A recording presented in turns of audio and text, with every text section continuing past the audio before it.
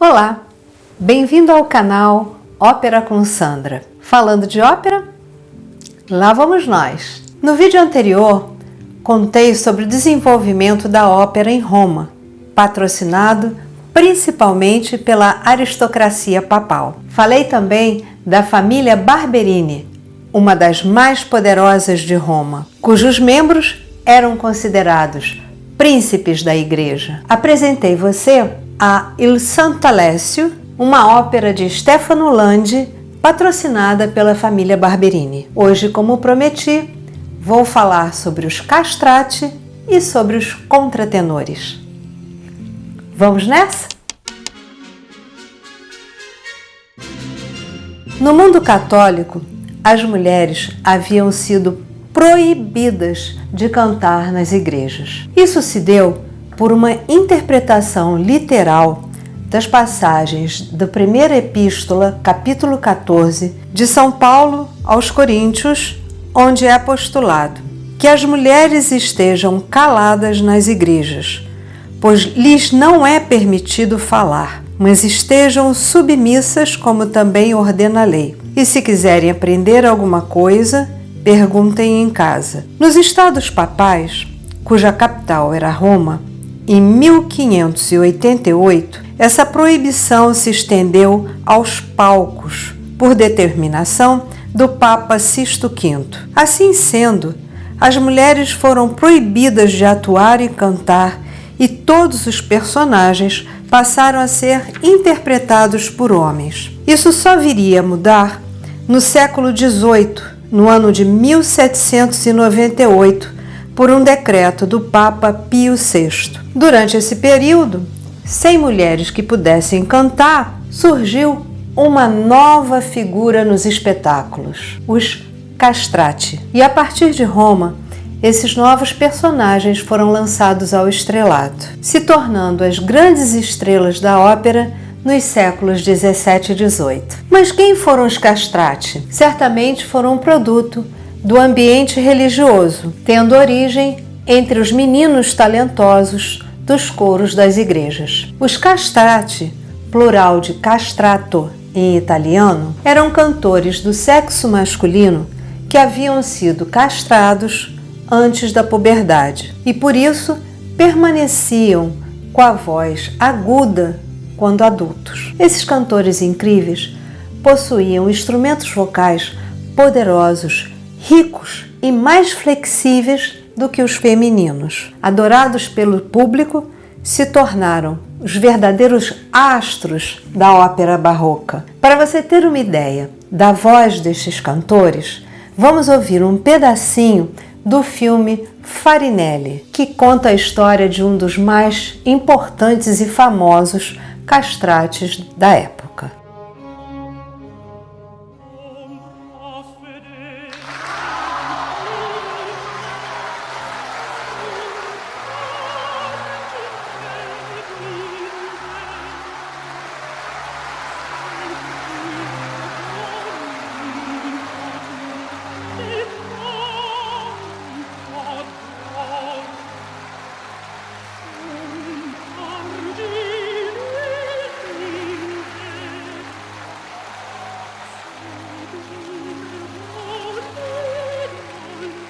O que ouvimos é uma tentativa de reproduzir a voz de um castrato. Para tal, eles usaram recursos tecnológicos e diferentes cantores. Vou deixar o link aqui embaixo para você poder ouvir na íntegra. Em 1550, já havia um castrati nos coros das igrejas de diversas localidades da Itália, principalmente em Roma. Era um produto da seleção de meninos talentosos dos coros que eram selecionados para serem castrados. Com a castração, durante a puberdade, não era produzido o hormônio testosterona, o hormônio masculino. Assim, não ocorriam modificações na laringe e a voz permanecia aguda para sempre. Tornavam-se homens altos, com membros longos, pele mais fina e sem pelos e com tendência a engordar. Possuíam a caixa torácica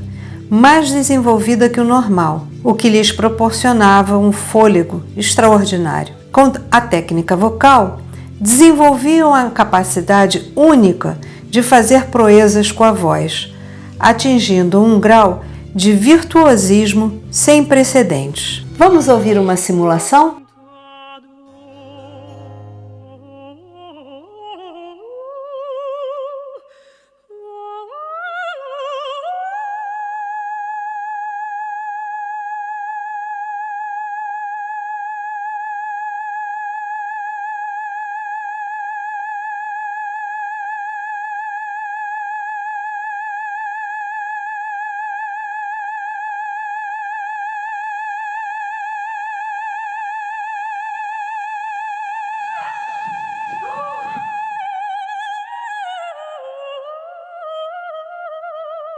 Contam que realmente as damas desmaiavam ao ouvir Farinelli cantar. Com a valorização desses cantores a partir de Roma, infelizmente, durante o século XVI e XVII, muitos meninos foram castrados por opção da própria família, na esperança de que algum dia se tornassem cantores famosos e a família recebesse alguma renda. Carlo Maria Michelangelo Nicolabroschi, conhecido como Farinelli, foi um dos castrati mais famosos da ópera e o mais bem pago da Europa no século XVIII.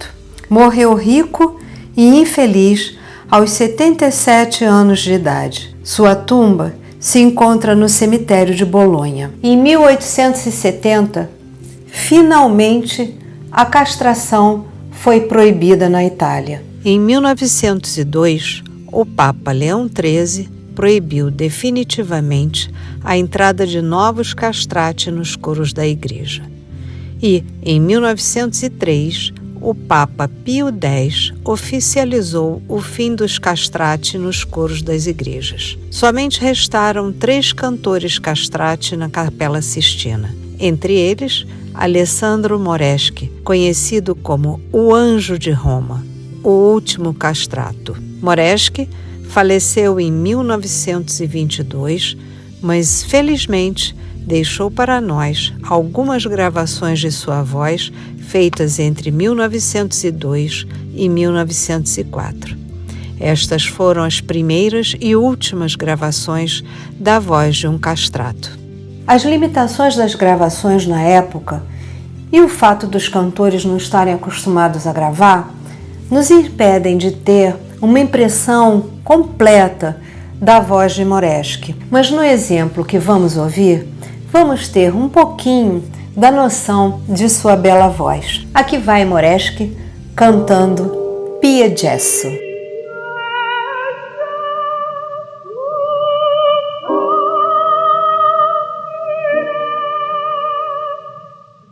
O musicologista Franz Rabotke, um estudioso de castrati que encontrou Moreschi em 1914, afirmou que a voz de Moreschi só pode ser comparada com a clareza e a pureza do cristal, a uniformidade absoluta e o colorido do seu som, que é singularmente poderoso, brilhante, transparente, doce e ainda assim diferente do som vocal de uma mulher ou de um menino, a total facilidade de sua voz, que se sente quase fisicamente devido ao seu poder aparentemente inesgotável de vocalizar com respiração controlada, despertou em mim a impressão avassaladora do mais belo instrumento de sopro que já recebeu vida pela respiração humana. Nesse exemplo que ouvimos,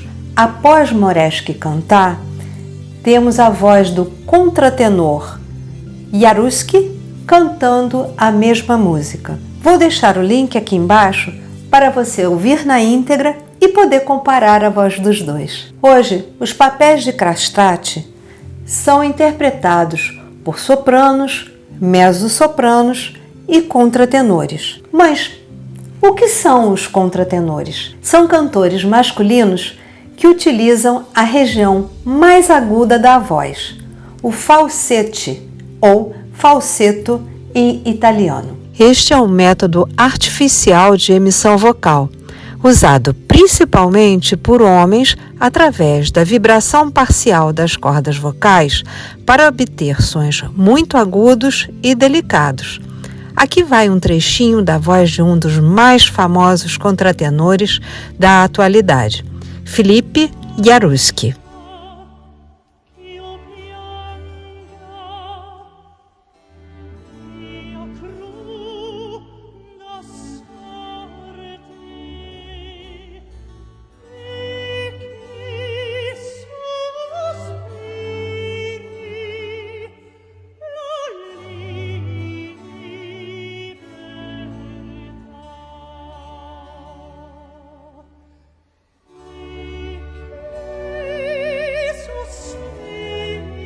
Lindo, não? Vou deixar o link aqui embaixo para você ouvir na íntegra. Mas, continuando o nosso passeio pela Itália, o que estaria acontecendo em Veneza? Pois é, acho que você já sabe, não é? Essa história vai ficar para o nosso próximo encontro. E se você gostou de saber um pouquinho sobre a voz dos castrati e dos contratenores, deixe seu like, se inscreva no canal, compartilhe com os amigos e, claro, se quiser, deixe um comentário para mim. Eu vou gostar. Muito obrigada, boa semana e até a próxima.